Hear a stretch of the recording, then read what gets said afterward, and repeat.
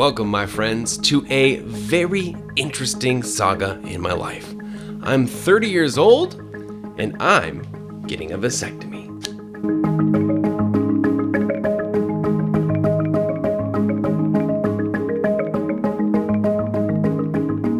My plan with this video is to take you with me step by step through this entire experience, as well as the recovery, answer any questions you guys have asked, and at the end of the video, I'm going to explain why I'm doing this at such a young age, and honestly tell you guys whether or not I regret it.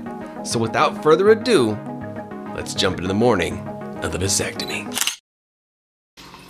Alright, up bright and early, because this morning I get my vasectomy-niano.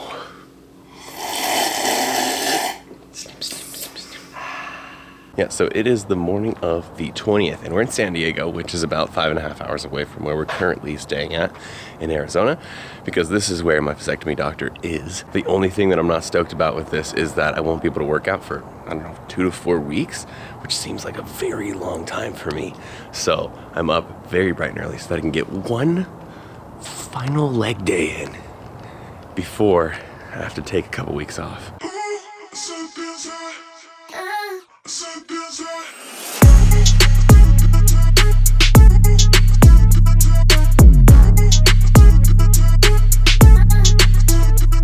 Yeah, so a big thing that people have been asking me is if I'm nervous for the procedure. So let's find out. All right, so it's official. Workout is complete, and we are en route. We're 3 minutes out from getting the snip. I'm not nervous about it at all. Just a slight bit of like scalpel. Right. On my family jewels. The first question I'm gonna ask him is, how many vasectomies have you done before? And my biggest fear right now is that he says, oh, you're my first one. Oh, I'm actually in training. So anyways, yeah, we're about to go in. Really excited about this. I'll keep you posted.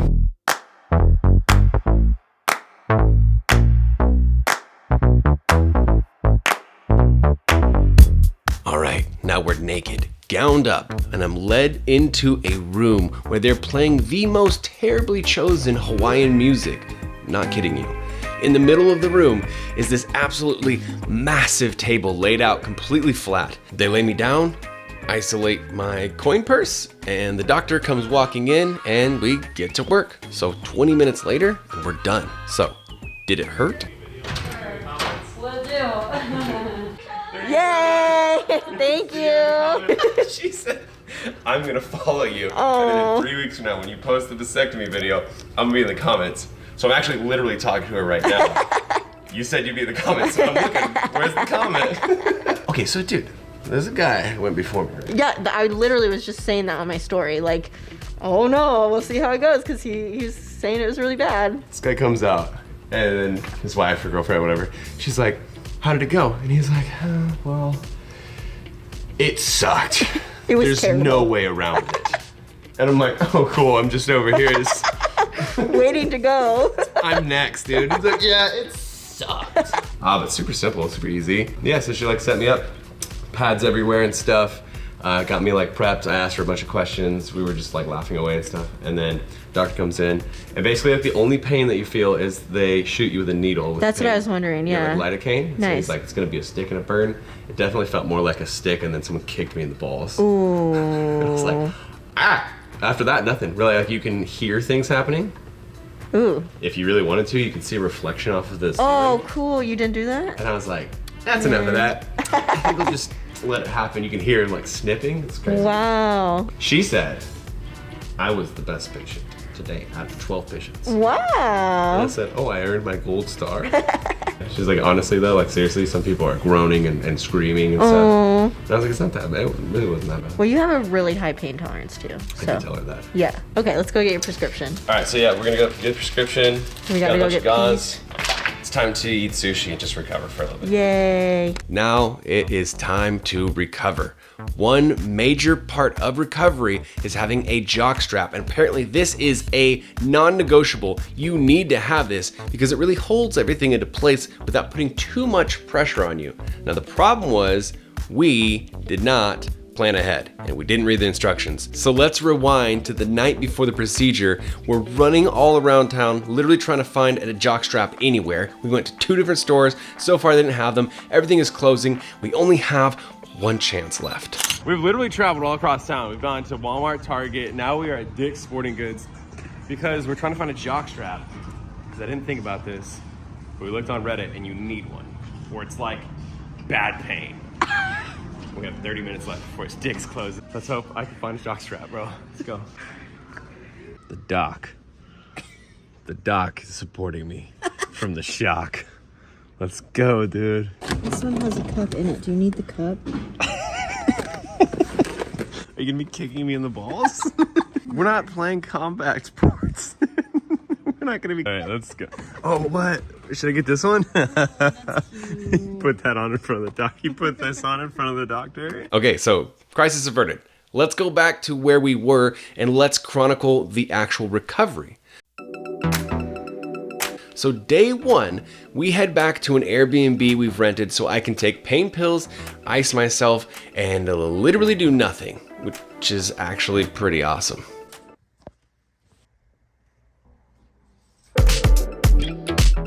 Now day 2, it was definitely a little bit of a rough sleep. Tossing and turning, getting up to pee hurts, peeing itself hurts. Everything generally feels kind of like it's like being pulled on just a little bit too far. In general, I would say this is about a 3 to 4 pain level. Every once in a while it spikes up to maybe like a 6 or a 7. So another day of doing nothing but laying down and icing.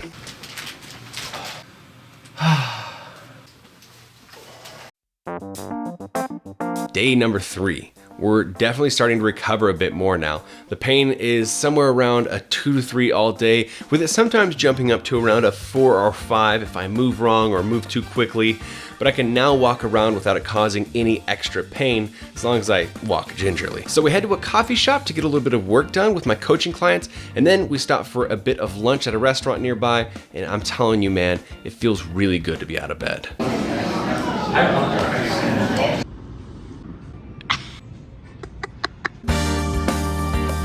Day number 4. Things are definitely getting better, but I'm still taking it easy, you know? We visit some friends for a day, we're at their house, I'm still copiously icing while talking to them in their kitchen, and I feel like that's how you know you have some truly good friends.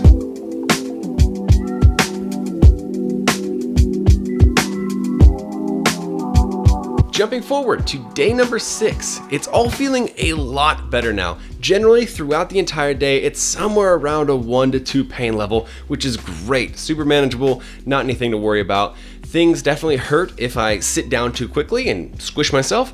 It definitely hurts if I let my huevos fall down when taking off my pants. There's no proper way to word all this right. I'm now working for a few hours each day without much problem. I'm still icing. So anyways, I'm sitting here with peas and carrots, numbing them away, and just editing, which is really nice that I'm able to sit up and work at this point. So I'm just getting a bunch of videos done.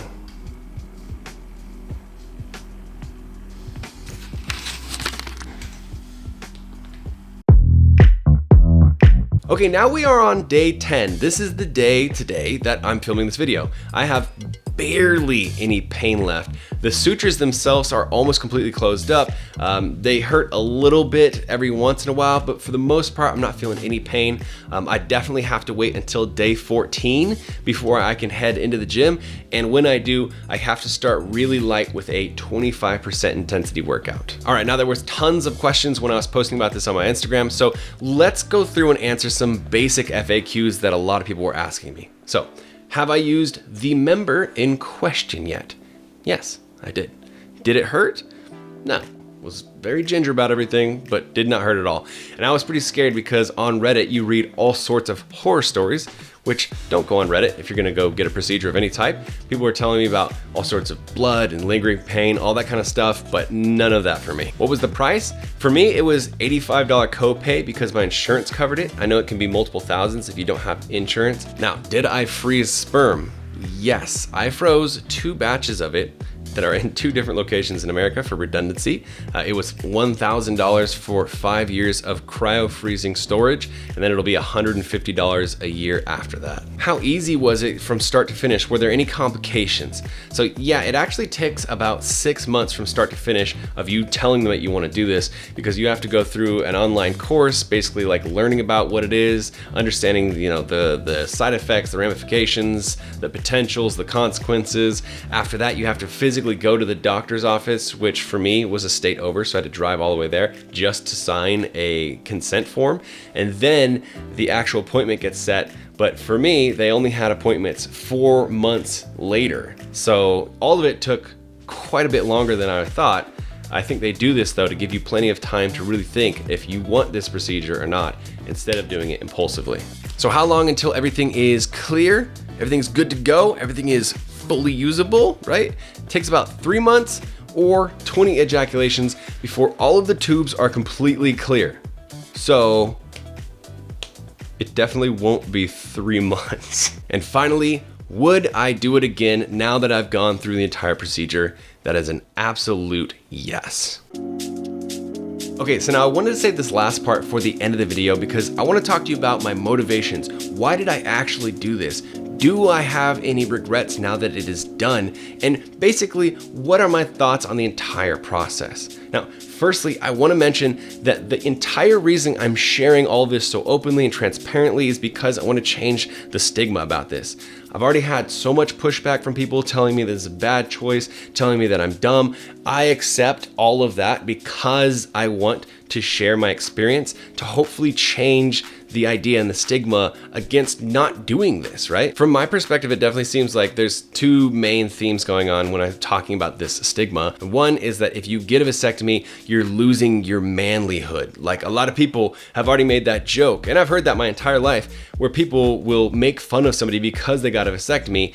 And I think that's where the idea that, you know, you're literally severing your testicles, like you won't have testicles afterwards. Like people really actually were messaging me this, like that's crazy to me that we're so miseducated on this. And then the second thing is that this is a terrible idea, especially at my age. Even the nurse, when I was checking in, was the first question she asked is, how many kids do you have? And I said, I don't have any kids. And then she said, oh no, like, are you sure that you want to go through with this? And that was just one example. You know, I share a lot on Instagram, have a decent amount of followers. So I got probably over 100 messages from people trying to talk me out of it, either sharing bad experiences that I heard about on the internet, trying to scare me out of it, or telling me that I'm so young, I don't know what I'm thinking, what if in the future I want kids, all that kind of stuff, right? And so these 2 stigmas really kind of keep people away from this procedure, which if you don't want the procedure, that's fine, but I don't think that being scared away from it is the right choice if a vasectomy is the right choice for you. So the reason that I decided to go through with this is, one, I thought about it really heavily. I don't want kids. I know this kind of doesn't match up with people's general, you know, timelines of what they want with their life and their motivations, but I just personally don't really want kids. I really enjoy having the freedom of being able to do whatever I want, whenever I want. Honestly, I hate to bring this up too, but I just feel like this day and age, bringing up kids sounds really expensive, and it's almost selfish and selfless. Selfishly, I don't want to ever resent a kid that I had because it's costing so much, it's taking so much away from my life. And I feel like that's the selfless part, is that I know that that's how I feel, and so I don't want to bring a kid into the world that I feel that way about. And obviously I know things would change, guarantee. I'm a really fantastic guy. I love people, and I'm sure I would love my kids so much that all that would disappear. But from this perspective, I just don't want that. On the other hand, my girlfriend, who's going to be my wife, has been on birth control, hormonal birth control pills for years. I mean, so many girls are doing this, and this is kind of just, I guess, the expected norm, right? Like, girls are supposed to be on birth control. That's how you stop pregnancies. But for me, I just didn't feel like it was super fair for her to continue just blasting herself with tons of estrogen. That's what it is, right? A ton of hormones. And because I know I don't want kids, I feel like, why this doesn't make sense. Why not just do this procedure? Then she can get off of that, and it'll allow her to normalize her hormones. That's way better in my opinion. Now, I definitely didn't take this decision lightly. I thought about this for a long while before I even started the process, and then had to wait another 6 months. And I know some people have immediate regret. I've read about that. After they walk out of the doctor's office, that week that they're recovering, they're thinking, what have I done? I don't know if this is a good decision. Do I need to get a reversal? And for me, luckily, like, I didn't feel any of that. I just got more stoked afterwards, and then was just sad that I can't work out earlier and I have to take 2 weeks off. That's the only, not even regret, but just bad part of this, right? And one of the other things that I want to mention, just to educate a bit more, is that, you know, this decision should not be made lightly, and this should be a decision that you're planning on having it be permanent. But there are other methods if you do want to have kids. So you can get a reversal, which has a really high success rate, something above 90%. Kind of depends on the vasectomy you got and your doctor's method. But you can also freeze your sperm like I did, so you can just use that to, you know, cause a pregnancy. And finally, if all else fails, you can go through a procedure called a TESA, a testicular sperm aspiration, where they actually, that is crazy, but they put a needle inside of your testicle and aspirate, pull out sperm, and then they can use that to cause your person to get pregnant. So you definitely have redundancies if things do change. And if all that goes to the wayside, none of that works, and you were just dying to have a kid, maybe it's just, you know, the universe, God telling you that kids are not in your path. And that's totally fine with me. All right, so before this video gets any longer, I'm happy to answer any questions. So if you have any, leave them in the comments below. Again, I just wanted to share my experience and be here for anyone who is in this situation that I'm in, who is maybe an irregular demographic for this procedure, because so many people have had 5 kids, they're a bit older than I am, but there's not a lot of examples of people who are 30